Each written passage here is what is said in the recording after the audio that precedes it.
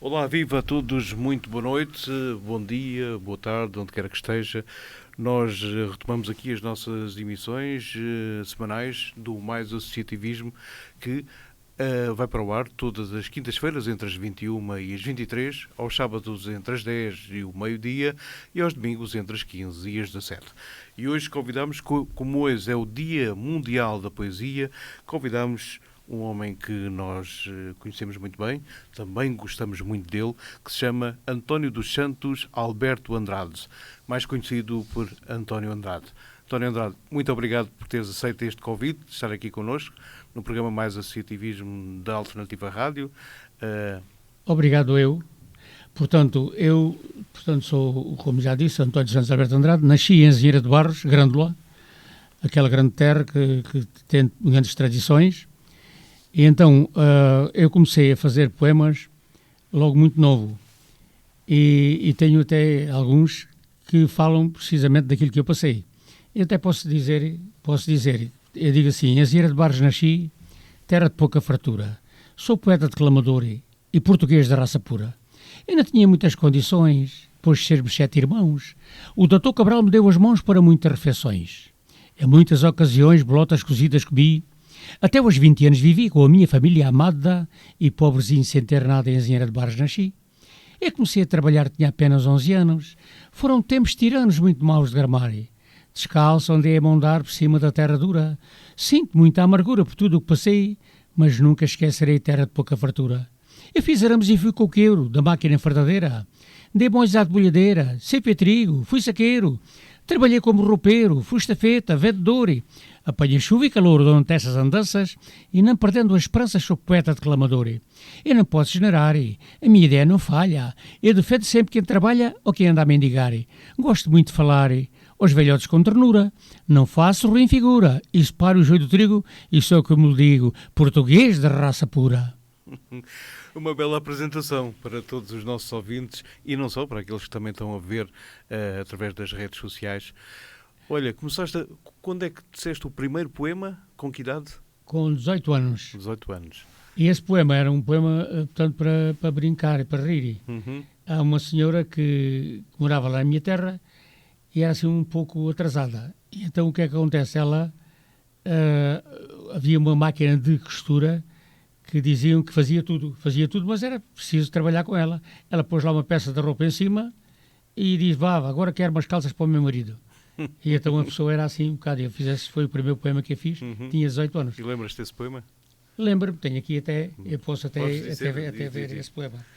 Esse poema é precisamente, eu quero dizer o princípio, porque com o princípio é que vai lá. Pois. Então é assim. No Monte do Senhor Pereira, um caso mal sucedido. A Maria Odete Paula ia matando o marido. A Maria e o seu filhinho, sentados numa cadeira, para pensar a maneira para um dia o papelinho. Falava muito baixinho, com uma voz bem grosseira, atrapalhou-se de tal maneira que trocou os medicamentos e passou uns maus momentos no Monte do Senhor Pereira. Eu agora faço aqui uma introdução, já digo o resto, porque foi ao médico e sabem que os médicos antigamente faziam aqueles rascunhos, gostava-se a perceber as receitas. Ora, o miúdo tinha a terceira classe mal tirada e ela não sabia ler e começaram a olhar para aquilo, não perceberam nada, que trocaram tudo. Havia uns expositórios que era para dar, portanto, os expositórios pelo rabo. Ela tentou desfazê-los para dar para a boca. Havia uns papelinhos, uns poses, uns papelinhos que era para dar para a boca, num copo d'água, enfiou-os por cima com um junco. E então ele trocou aquilo tudo. E eu faço aqui os versos por causa disso. Aqui estão os versos. Então digo assim: o remédio lhe foram dar, mas sei tudo ao contrário.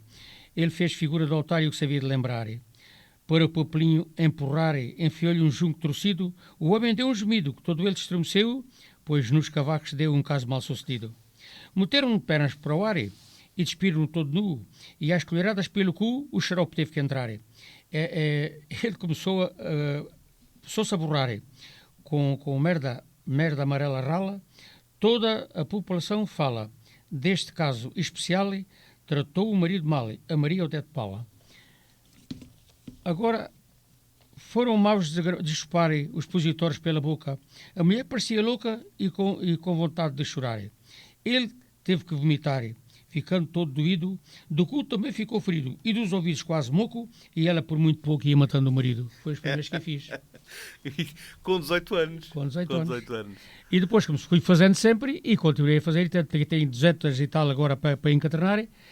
Já fiz um livro que, por sinal, até já esse livro, e sobre a guerra. Naquele tempo, quando eu fui à guerra da Guiné, não se falava muito na guerra. A gente não podia falar a verdade, não podia... Olha, uma vez havia um... E na guerra, fizeste muitos poemas? Fiz. Muitos. E então havia um camarada meu que naquele tempo tinha sofrido com uma mina. Esse moço até já morreu. Tinha sofrido com a mina e então o que acontece? Rebentou a mina e ele ficou ferido, muito ferido mesmo. Foram lá entrevistá-lo para dizer que estava tudo bem. E ele a dizer assim, estou bom de saúde, estou bem bom, não tenho problemas, que estou bem bom. E estava quase a morrer, coitadito, já morreu. Esse. E ao fim e ao cabo era a verdade que havia naquele tempo da guerra do ultramar. De maneira que eu tenho feito sempre coisas e agora falando também no movimento associativismo.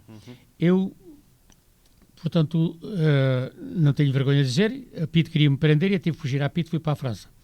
Depois de vir da França, desse o 25 de Abril, e depois de vir da França, porque eu antes, eu não sei se diga aqui o que é que se passou, mas eu antes, o que é que eu fugi?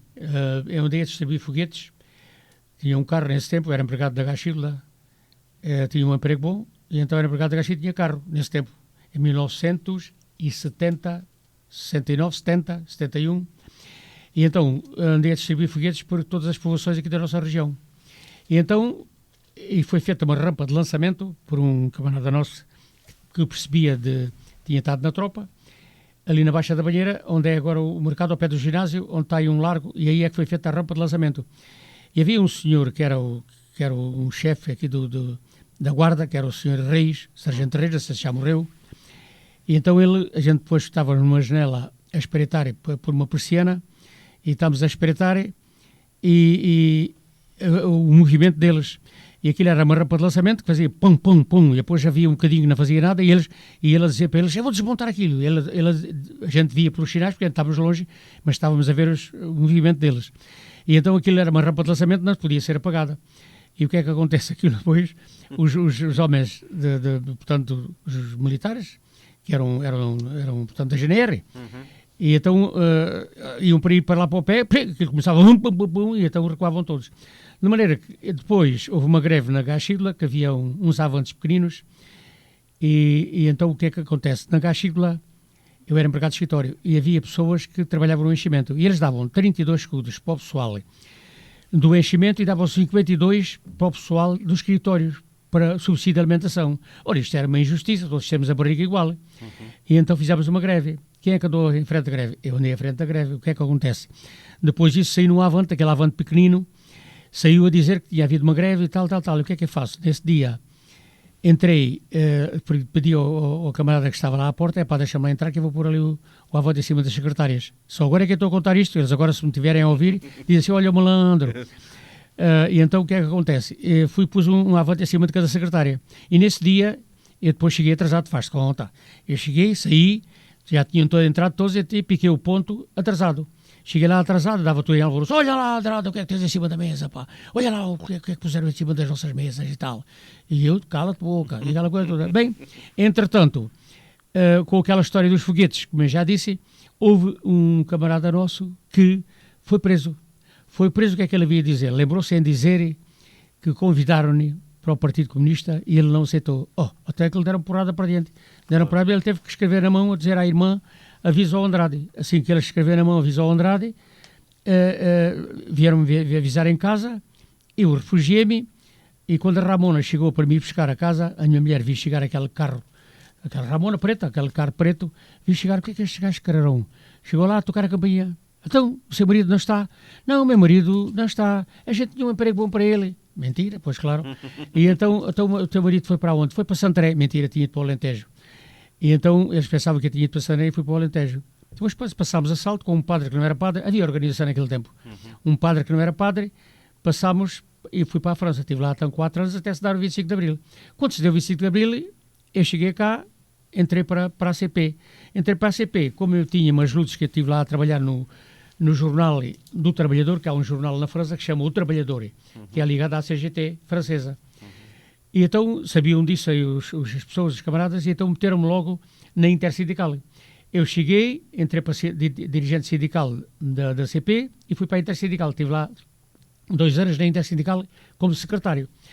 Depois, na Federação dos Sindicatos Ferroviários fazia falta e então acabei por vir outra vez para a Federação dos Sindicatos Ferroviários e já não fui candidato para continuar na Intersindical. Depois estive nos sindicatos 8 anos, tive portanto, na Comissão de Trabalhadores, estive na subcomissão. Depois entrei para a freguesia do Santo André, tive 8 anos na freguesia de Santo André, 2 temporadas, 4 anos e mais 4 anos, e pronto, a minha vida foi sempre esta assim.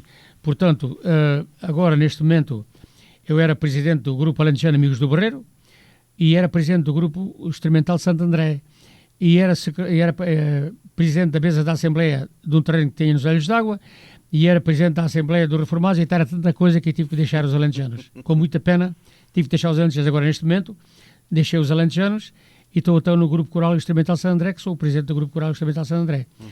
Portanto, eu vou-me dedicando a fazer estes versos, estes poemas, que a minha neta, da minha filha mais velha, que tem 4 netos, e então a última, a mais nova, que tem 21 anos, já me pediu, eu tenho aqui cópias disto tudo, vai fazer um novo livro só em poemas, mas os meus poemas são todos assim, é tudo a verdade, eu só digo verdades, eu digo assim, por exemplo, eu vou dizer aqui uma que é mesmo boa, porque é a realidade do que se passa. Eu tenho 81 anos, portanto já passei muitas coisas, como se diz, já passei as passas do Algarve. Eu digo assim, a vida é uma ilusão, não muitas confianças, sem poderem comprar pão, morrer famintas crianças. Para que tanta maldade? Tanto ódio cá na terra? Por faltarem à verdade só pensam a fazer a guerra? Ó homens rios do capital, que matam sem piedade, onde está afinal a vossa moralidade? Nós queremos amor, alegria, uma vida normal. Queremos morrer um dia, mas de morte natural. Havemos de conseguir ajudar quem não está bem e vamos aos grandes pedir que a guerra acabe tão bem. Podem-me censurar, mas enquanto não houver paz, eu continuo a gritar. Quer a guerra, quem a faz? Isto é a realidade daquilo que se passa. Agora, outra também que é a realidade, que é assim, que eu sou não deixo de ser e nunca me esqueço do passado. Eu trabalhei para comer honesto e sempre honrado. À CE estamos equiparados, nos euros e nas contribuições, mas nos nossos ordenados não há equiparações. A miséria sem parar vai galopando, a tristeza lentamente nos consome, o poder de compra vai baixando e no país há quem passe tanta fome. Quem na carne já sofreu, quem trabalhou dia a dia muitas vezes não comeu, ou comeu menos que devia, quem a força de trabalho vendeu, sente sempre uma agonia porque o martírio não esqueceu. Eles podem tropar a realidade, podem manipular a informação, mas não conseguem, na verdade, calar a boca a quem já não tem pão. O sangue várias vezes saltitando, corre raiva e revolta de não ter. O sustento das famílias vai faltando e assim ninguém pode viver. Tanto desemprego, tantos ais, é tempo de arranjar uma solução. E nunca será tarde demais para alguém salvar esta nação. Isto é bonito e é verdade. Olha, inspiraste nisto tudo, não é? No cotidiano. Olha, e diz-me uma coisa, eu estava aqui a pensar, quando estiveste na guerra, vocês faziam alguns serões de poesia? Então, eu tenho, no livro que eu escrevi, tenho lá aqueles poemas que eu digo que eu falo, portanto, até quando foi apresentado o livro dessa pandemia, e então o livro havia ter sido apresentado na altura, porque o livro saiu precisamente em 2019, nos fins de 2019 foi quando apareceu a pandemia.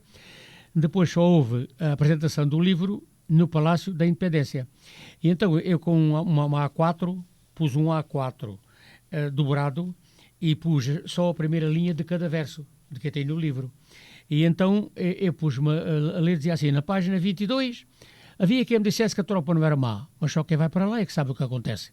Muitas vezes se adoece por causa do sofrimento, de baixo vivimento, muitas vezes rastejei, enquanto a possibilidade de ter neste outro convento. E depois digo isto tudo lá para abaixo.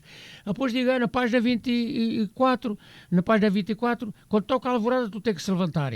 E às 7 horas vamos formar para o café e marmelada. E eu vou continuando assim, e na página 32, salta de lá um indivíduo, chega ao pé de mim, você é bruxo, não está a ler as páginas, está a dizer nas páginas, é só opiniões tópicos. Eu tenho praticamente aquilo, tenho a começar por princípio. Se eu começo, por exemplo, pelo princípio dos versos, depois vou e encarrilo porque são tantos. E então, além desses versos que fiz da tropa, e fiz alguns que na altura a Pito cortou, porque havia lá de um ou dois que eram mesmo chatos. Fizemos o levantamento de rancho, não se pode fazer levantamentos de rancho. E então, porquê é que a gente fez o levantamento de rancho? Havia, portanto, qualquer pessoa sabe que os magalas, com 20 anos, 21 anos, comem bem. E então puseram um frango em cima de uma mesa para 8 homens, com arroz e com umas folhas de salada. Ora, a malta assim que viu aquilo, então a gente um frango com 2 pessoas comem um frango destes, quanto mais agora fizemos o levantamento de rancho. E então, até por acaso, há um indivíduo que ainda existe, eu não digo o nome, porque não vale a pena estar a dizer o nome, que existe, que era um dos oficiais que estava lá na Amura, do Batalhão 490, mas ele não era do Batalhão 490. E então ele estava lá na altura e queria saber quem é que tinha sido o primeiro a fazer o levantamento, mas ninguém se acusou. Arranjaram logo bifes para a gente, o arroz serviu o mesmo, mas com uns bifes e tal, assim, está bem. E então estava a dizer lá... Lá tiraram a fome ao pessoal. Estava a dizer, no livro estava isso a dizer, corta, não pode dizer, quando ele dizia... Neste maldito convento o sofrimento aventava. A minha sorte era a minha que a minha irmã mandava. Neste corta o maldito convento, não pode dizer isso. Quando eu dizia que havia bichos na sopa e aquela coisa toda, corta. Quer dizer, para o livro passar, que é o primeiro livro que eu fiz, que este é o segundo livro. Em que ano é que foi esse livro? Foi a 63, 65. Missão cumprida. Missão cumprida. Tudo em versos. E então, depois, quando aquele senhor que está agora neste novo livro me disse, a gente faz uma coisa boa em prosa e encadernas isso, vamos pondo em prosa aquilo que se passou e assim foi, tanto que o livro saiu. Entretanto, o livro é tudo em verso, então, só para dar uma ideia, nesse tempo nós falava quase na guerra, só de uma vez morreram 8 camaradas meus, a jangada tombou-se em Farim, no Rio Cacheu, a jangada tombou-se, era um pelotão de morteiros, e então, como era um pelotão de morteiros, iam carregados com munições, aquela coisa toda, só 8 é que se safaram. Só 14 safaram-se e 8 morreram. De maneira que eu falo nisso no livro, isso deixaram passar. E, portanto, ia morrer um de cada vez, de outras vezes ficaram frisos, outras vezes as coisas. Portanto, há uma altura que eu digo, portanto, um dia de manhã cedo, nesse dia, não fui lá, entre Massabai e Bissorão, os rebentamentos me meteram medo. No meio daquele arvoredo, feri-se o cacifre, bom companheiro. O gaimota do morteiro foi ferido a outra altura e sofreu de grande amargura o tio Edmírio e o Peixeiro. O tio Edmírio e o Peixeiro, esses dois já morreram.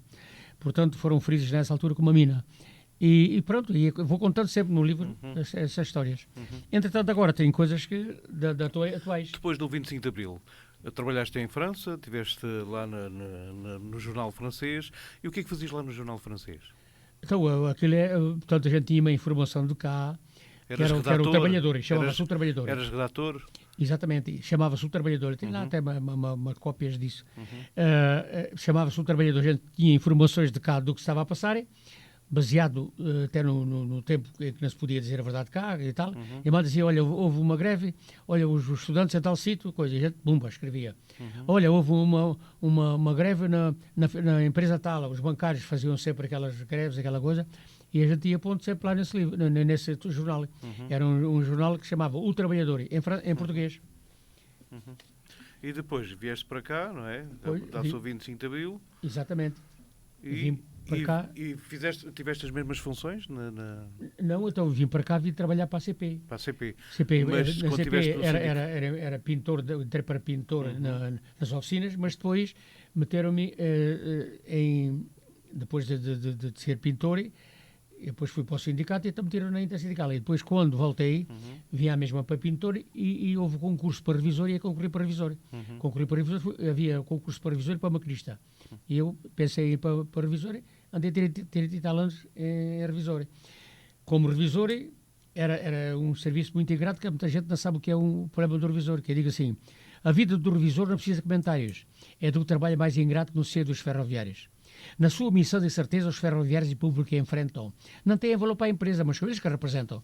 Ninguém gosta de nós, fumam em locais proibidos e se lhes chamamos a atenção ficam todos ofendidos. Nos comboios da noite em especial arranjam sempre problemas, rasgam e partem o material, chamam-nos nomes com palavras obscenas. Isto é o que se passa com os revisores, que muita gente não sabe. É verdade. Porque os revisores são os representantes da empresa. E está atual esse... É isso mesmo. Está atual. E depois, continuaste a escrever e a participar em sessões? Continuo, cada vez que coisa, olha, agora ultimamente fiz aqui uma coisa que é a realidade, isto baseado naquilo que se está a passar no nosso país com as eleições. O nosso povo organizado não se cansou de lutar. O fascismo ultrapassado com o regime falhado abriu-se a chegar. Os jovens não conheceram o fascismo a governar. Muitas pessoas sofreram com o apito de Salazar. Nas prisões era a tortura de quem fez oposição. Em tudo havia censura, era uma escravidão. Quem conhece a história lembra sempre o passado, tem sempre na memória o nosso povo explorado. Grandes lutas travadas nos centros de produção, 8 horas conquistadas como morte em balezão. Mataram a Catarina Ofémia, como sabem. Nunca esquece quem sofreu, ou quem outros viu sofrer, que muitas vezes não comeu, nunca se pode esquecer. Com fome e amargura e tanta obediência, derrotou-se a ditadura com a nossa persistência. E depois começa então aquele poema do 25 de Abril, que é baseado nisto, e digo assim: depois da contrassenha de Vila Morena, durante a madrugada e ao romper do dia, foi tão bonito e valeu a pena ver chorar tanta gente de alegria. Ver o povo gritar aos camaradas, ver os jovens militares tão sorridentes, o movimento das forças armadas souberam controlar todas as frentes. Mas empunhando as armas na mão, a PIDE não se queria render. Eram os defensores acérrimos da nação, por isso só pensavam combater. Mas a calma e o bom senso reinaram, e houve a total rendição. Os ânimos se acalmaram para bem de toda a população. Temos que contar o que se deu. Nesse glorioso dia tão desejado, o povo que penou jamais esqueceu os tristes martírios do passado. Muitas coisas se alteraram da Revolução, mas temos a liberdade que é o principal. Se não houvesse uma forte oposição, adeus democracia em Portugal. Temos que contar a realidade, mas sempre de maneira subtil. Gritar bem alto e em liberdade, vivo ao 25 de Abril. É verdade. 50 anos de liberdade, de democracia, e há muito para fazer ainda, não é? Há muito para fazer. Tenho uma coisa baseada nisso, na que está, deixa lá ver, baseada nos 50 anos. Também tenho aqui. 50 anos, está aqui, os 50 anos. Esses rascunhos não podem ser perdidos. 50 anos passados, 50 anos passados com a nossa Revolução. Serão sempre recordados com grande satisfação. Devemos sempre recordar com muita felicidade que estou muito a conquistar esta nossa liberdade. A reação vai tentando voltar ao tempo passado, com mentiras conquistando o povo mal informado. Está mal a agricultura, a saúde, o ambiente, não anda boa a cultura nem as finanças da gente. E estão mal os professores, médicos e enfermeiros, polícias e agricultores, pescadores e bombeiros. Na segurança social já tivemos melhores dias. Os partidos do capital vão-nos cortar regalias. Nos órgãos de informações há censura novamente. Nos jornais e televisões a direita está presente. Pelos grupos financeiros, governos são mandados. Nos correios os banqueiros alteram certificados. A extrema-direita manda nos órgãos de informação. Fazem grande propaganda prometendo o que não dão. São grandes especialistas a caçar votos ao povo. Com promessas irrealistas são enganados de novo. O Zé Povinho não aprende e acredita em que eles mente.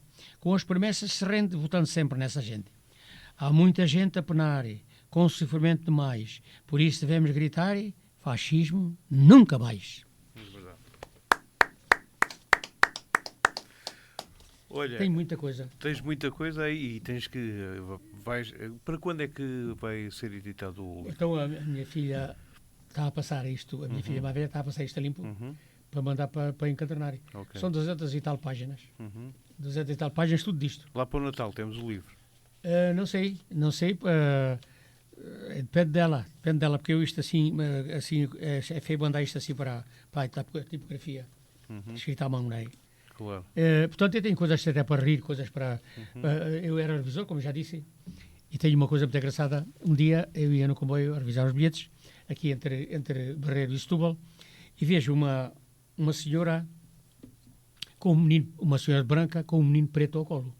Eu digo assim: tão bonito o menino, é ama, não? Não, é meu filho. Teu pai é de cor, não? Não, é branco. Então você é branca. E também vou contar a história. Então fiz uns versos baseados nisto, que é a realidade. Que diz assim: há casos da natureza que custa muito a acreditar. Mãe branca tem filho preto, pai branco fica a pensar. Dizem que até à quinta geração os filhos podem ser iguais, mas é doloroso para os pais sofrer essa aflição. Qualquer homem tem razão em não ter absoluta certeza, ou casar com uma portuguesa descendente africana. Qualquer pessoa se engana e há casos da natureza. A mãe jovem é tão bela, ao pegar no seu portinho, ele até é engraçadinho que até já chama por ela. Ela é uma bonita donzela que o trata com muito jeito, dá-lhe uma minha do peito, com amor e sem vaidade, pois acredita que é verdade, mãe branca tem filho preto. Ninguém deve levar a mal do pai ficar desconfiado. O avô era retornado e a trisavó da África Austral. O trisavô nasceu em Portugal e para Angola foi morar. Vida então lá a casar com essa tal mulher, mas diga lá o que disser, custa muito a acreditar. O assunto não é comigo, mas eu acho muito mal contado. E às vezes já tenho pensado desde me livre desse castigo.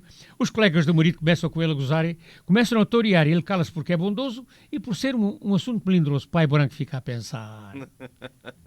Portanto, eu vou fazer desta coisa. Está boa. Quando me dão incentivos, eu vou fazendo. Não, retrata ao fim e ao cabo o dia-a-dia, não é? O dia-a-dia. Exatamente. Porque este bocado que eu fiz aqui, onde eu digo que os nossos jovens não passaram, não conheceram o fascismo a governar, foi feito já depois das eleições. Este bocado. Porque isto é a realidade. É verdade. Porque esses jovens que não sabem onde devem votarem, não conheceram o que foi o fascismo. Não sabem o que é penar, não sabem o que é ir para as prisões, não sabem o que é não se poder falar, não sabem o que é.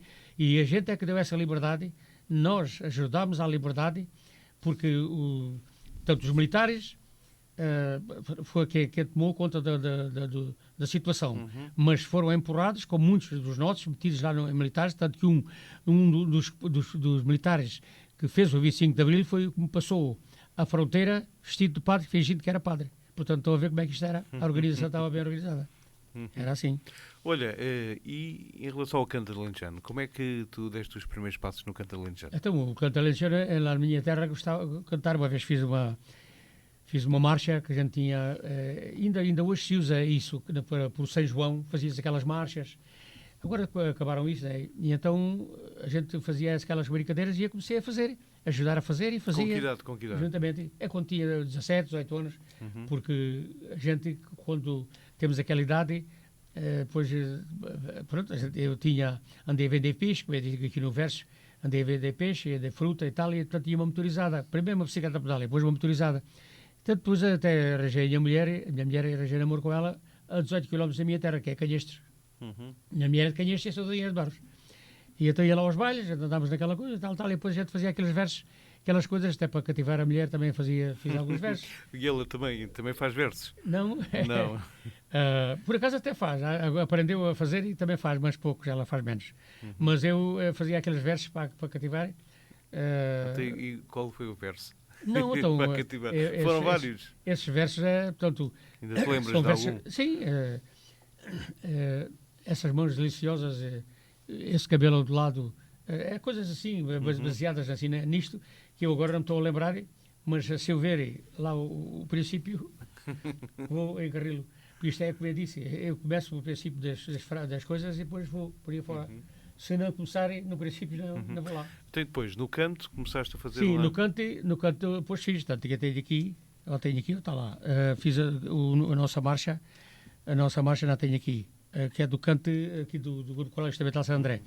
E no canto alentejano nós tínhamos lá um homem que era o que fez o hino do Barreiro, que era já morreu, era o Zé, como é que era o nome dele, pá? Zé, agora esquece o nome do homem. Isto dos 81 também já estou aqui a fazer mal. O Zé Carlos Castro. Não, o Zé Carlos Castro também sim, mas era bom. Mas o outro é que era o ensaiador, que era o Zé, morreu há pouco tempo. Pronto. E então esse homem é que fazia, de maneira que eu, para os alentejanos, não fiz assim nada especial. Porque ele é que fazia, ele também ajeitava-se a fazer esses versos, tanto que fez o hino do Barreiro. A cidade do Barreiro, aquele que se canta aqui do Barreiro, que foi ele que fez. Esse Zé, pronto, agora me lembro outro nome do homem. E depois continuaste a fazer poesia, a participar no canto alentejano. Exatamente. Quanto tempo é que tiveste no grupo coral Os Alentejanos? Os Alentejanos entrei para lá em 2001 e saí de lá em 2012. Tinha lá tempo, assim, um bom tempo. Só que saí porque tinha muita coisa.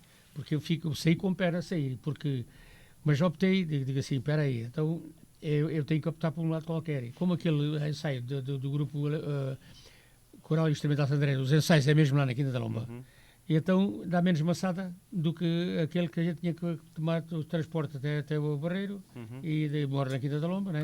Em Santo André. E então optei por deixar, mas fiquei com muita pena de ter deixado o grupo Alentejano Amigos do Barreiro. Porque, pronto, eu sou alentejano. Tenho aqui uma coisa que eu vou começar a ver se eu tenho aqui o princípio, que é para vocês verem também. Porque muita gente não sabe porque é que começou a Grande La Vila Morena. Porque é que foi feita a Grande La Vila Morena. Eu não sei se trouxe aqui, vou ver se trouxe. A ver se esse é o princípio, que é por causa do Dr. Evaristo. Porque é que o Grande La Morena apareceu? A maior parte do pessoal não sabe, não é? Sim. O Grande La Vila Morena apareceu... Vou estar lá se é este. Não é este.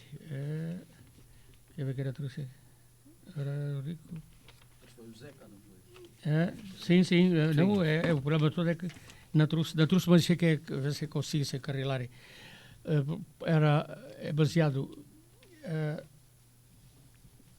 Zeca Afonso fez uma canção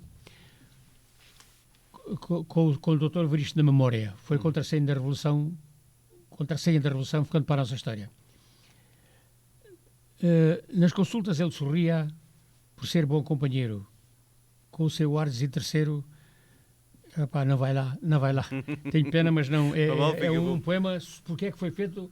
Porque a Ramona apareceu para levar o coisa, já estava algemado e tudo, o Dr. Evaristo, e o povo não deixou. Foi quando foi feita a canção. Há muita gente que não sabe como é que a canção apareceu, como é que foi a Grande La Vila Morena. É a Grande La Vila Morena porque o povo, a PIDE, teve que ceder, o povo juntou-se todo. O Dr. Evaristo era um doutor que tratava bem dos pobres. Eu vou contar uma história dele. Ele, uma vez, há um lavrador que andava muito mal enroupado. E então chegou lá ao consultório, ele assim que o viu. Então o que é que se passa?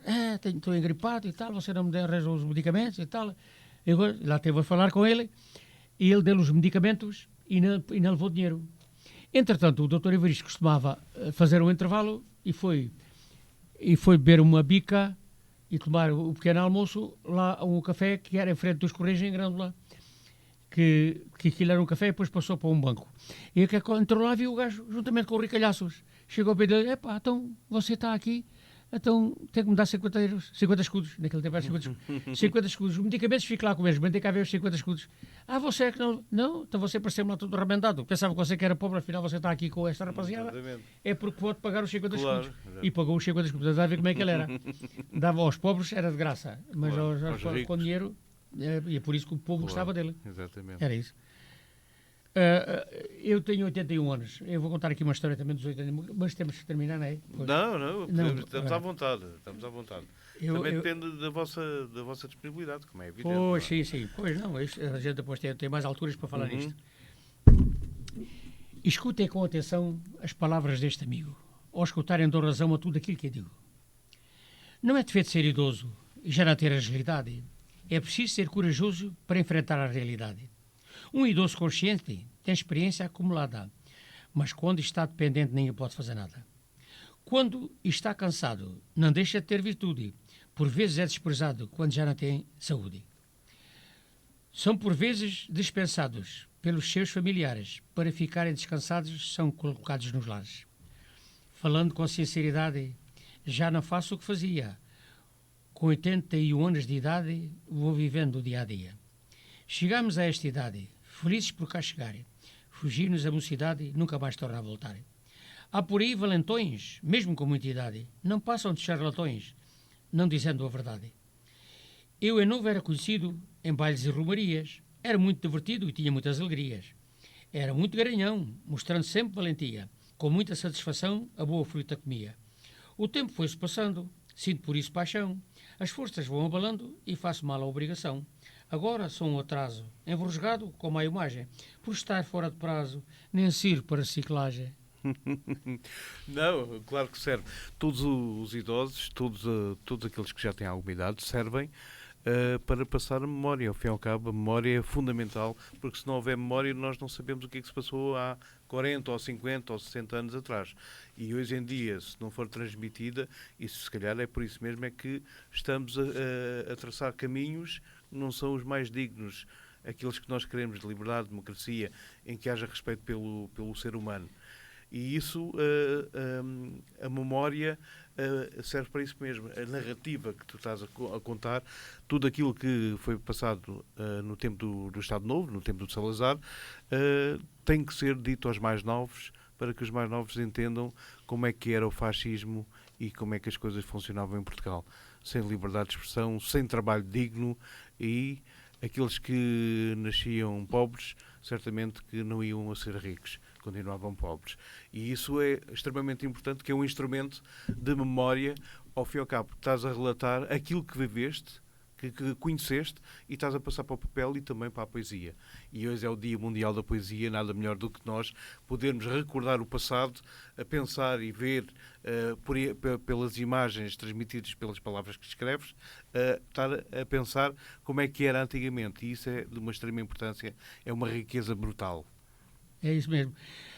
Há muita gente que faz confusão com a guerra do Iraque e porque às vezes não se tem uma posição tão firme contra uns e a favor de outros, mas a gente quer é a paz. Eu, em 2003, quando os americanos invadiram o Iraque, eu fiz um poema que diz assim: em pleno fascismo vivemos, perdendo pais, camaradas e irmãos, mas deles nos defendemos e em abril os vencemos com as nossas próprias mãos.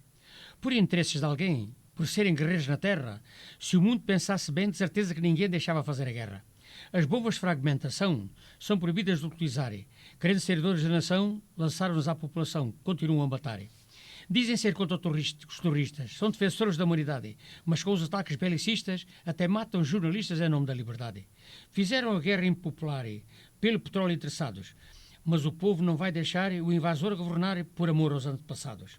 O Saddam Hussein foi ditador, fez coisas que ninguém quer, mas quem fez a guerra do horror, matando inocentes sem dor, foi Bush e Tony Blair. É verdade, essa história é um capítulo da história também muito conhecida e quer dizer, tal e qual como o Gaddafi. O Gaddafi durante muito tempo foi um amigo americano, não é? Amigo dos americanos. Quando o Gaddafi começou a pensar da sua forma, já não era amigo, não é? E então foi bombardeado e foi morto, tal e qual como o Saddam Hussein. Serviu na altura para o Saddam Hussein para combater o Ayatollah Khomeini, não é? A guerra dos 10 anos do Irão e do Iraque. E depois já não servia as hostes, não é? Dos americanos, dos franceses, dos ingleses e dos alemães. E isso é verdade. E hoje em dia estamos a assistir a esta guerra, não é? Do Estado judaico contra a Palestina, que é uma coisa que já vem de há muitos anos atrás, não é? Com a criação do Estado judaico, como todos nós sabemos, o afastamento daquele território do povo palestiniano fez com que a guerra perdurasse durante muito e muito tempo, e agora estamos a ver aquilo que está a acontecer aos palestinianos. E ninguém diz nada. Ninguém diz nada, ninguém se pronuncia, e o que nós queremos é paz e que o povo seja soberano no seu território.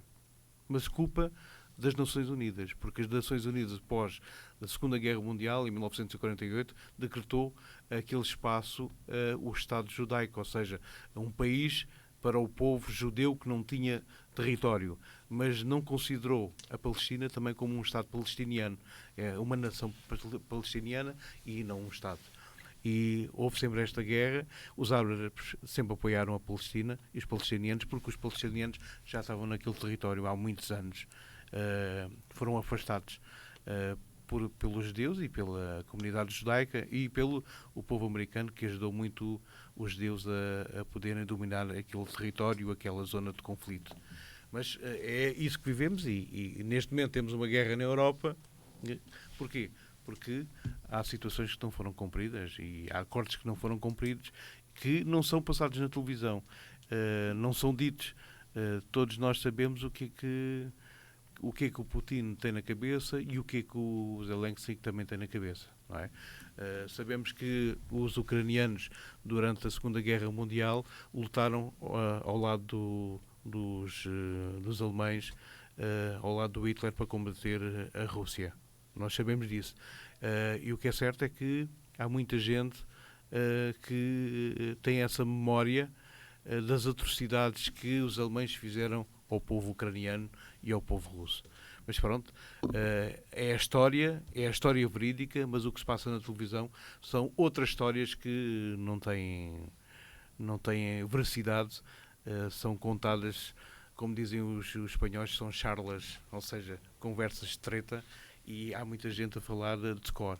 Por vezes aparece uma situação ou outra de algum especialista em política internacional que fala fora de horas, não é? A dizer e a repor, segundo estudos do OCDE e também alguns organismos internacionais, a explicar exatamente o que é que se passa, que não é bem aquilo que se conta no chamado prime time, não é? Das televisões nacionais e internacionais. Mas o que é certo é que nós vamos assistindo a isto. Em relação à política internacional, tens alguma poesia que nos possas oferecer? Sobre? A política internacional. Política internacional. Não, tenho aqui, posso dizer, uma que está aqui, que é sobre a guerra do Iraque, exatamente, onde é que ele está. Tenho aqui... Não trouxe essa. Não trouxe, onde é que ela está? Parece que eu tinha aqui. É uma que eu fiz sobre a guerra do Iraque, porque dizer precisamente está aqui, está. Está aqui, sobre a guerra do Iraque, está aqui. Os exploradores da terra, com as armas para vender, mas ninguém quer esta guerra e estamos fartos de sofrer. Há anos que rebentaram as guerras neste país. A verdade ninguém diz porque é que elas começaram. É o que estavas a dizer. Muitas pessoas tombaram com o homem que lidera. Este conflito gera interesses e disputas. Entram em todas as lutas os exploradores da terra. De tudo o que a guerra traz, uns e outros são culpados. Não estão interessados em negociar a paz. Quer a guerra quem a faz, como nós estamos a ver, com homens para se defender. Esta guerra vai durar, com os mesmos a ajudar, com as armas para vender. Têm armas aos milhões, têm casas transacionar, com as fábricas a funcionar, produzindo as munições. Os projéteis dos canhões caem quando não se espera. Os drones da nova era são certeiros a atacar, pois só pensam em matar, mas ninguém quer esta guerra. Quando a guerra terminar, não se sabe quem vencerá. A reconstrução iniciará com a Europa a pagar. A inflação a galopar, com gente a empobrecer, pois ninguém se quer render e quem sofre são os povos. Morrem velhos, morrem novos e estamos fartos de sofrer. É verdade. Isto é a realidade também. É verdade. Porque ninguém fala a verdade do como é que ela começou. Exatamente. Essa é a realidade. Mas tem também sobre o vírus. Bom, tem muita coisa. Sobre, mas, se calhar, sobre a pandemia. Sobre a pandemia, mas agora não tenho aqui. Aí é que está. Aí, okay. É que eu tenho tanta coisa, e depois se calhar não passou. Okay. Não veio. Temos que fazer uma sessão de poesia. Olha, a Associação das Coletividades e também outras coletividades do Concelho do Barreiro está a comemorar os 50 anos do 25 de Abril e foi lançado um desafio a algumas coletividades e a alguns poetas no sentido de fazer vários encontros para que possam dizer alguns poemas escritos pelos os poetas populares acerca dos 50 anos do 25 de Abril. Vamos lançar esse desafio a que toda a gente, já no próximo mês de Abril, mas depois para que nós possamos fazer durante todo o ano para assinalar os 50 anos do 25 de Abril. Desde já estás convidado para fazer parte da organização, porque é muito importante nós podermos juntar este pessoal todo e falar um pouco sobre aquilo que fizeram e aquilo que relatam. Muito obrigado. Para nos saturar, exatamente. Exatamente. Muito obrigado por teres vindo até nós. Sempre às ordens. A Alternativa. É um prazer. Hoje é o Dia Mundial da Poesia e por isso nada melhor do que trazer aqui um poeta popular, o nosso querido amigo e camarada António dos Santos Alberto Andrade, conhecido como António Andrade, que teve também neste último evento que foi feito no Grupo Desportivo Independente, As Mulheres na Resistência, que foi muito interessante para todos aqueles que viram. Em princípio vamos retomar, vamos ter novamente uma coisa muito parecida durante os próximos meses, portanto aguardem que nós vamos dizer também essa informação. António Andrade, muito obrigado mais uma vez. Obrigado eu. Caros ouvintes, nós estamos aqui na Alternativa Rádio e já sabe que pode ouvir a Alternativa Rádio através do www.alternativaradio.pt. Até uma próxima oportunidade. Muito obrigado.